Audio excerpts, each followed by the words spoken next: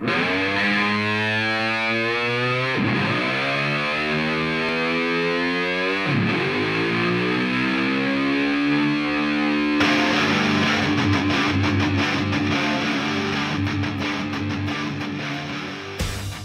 to MMA, starting training with Brian when we were over at South Coast Missions.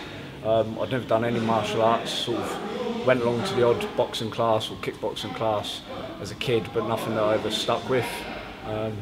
One of the things that really I love about MMA was I never stuck with them particular things because I get bored doing the same stuff every night, just going into a boxing gym and sort of hitting the bag.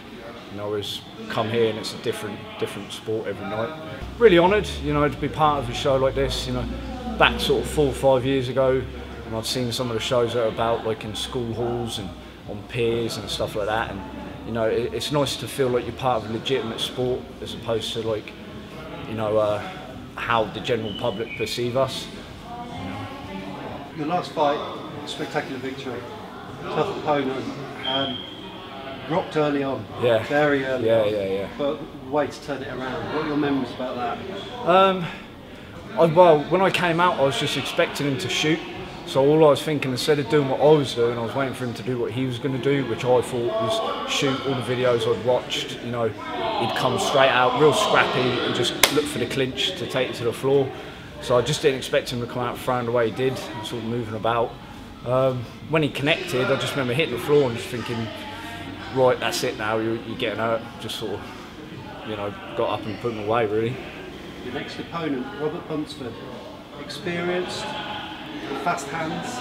What are your thoughts on this matchup? I'm just going to go in there and put him away by the end of the first.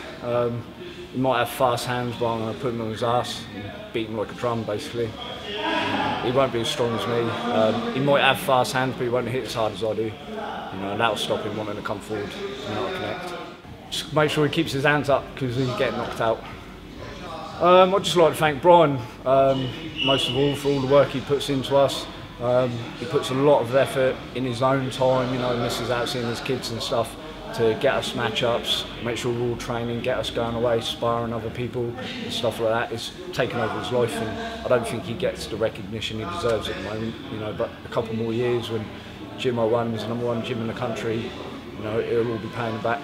And of course our signature question, what is Paddy, outside of martial arts, addicted to? Probably, as most fighters, eating, and I've got quite a thing for dogs and going to the cinema.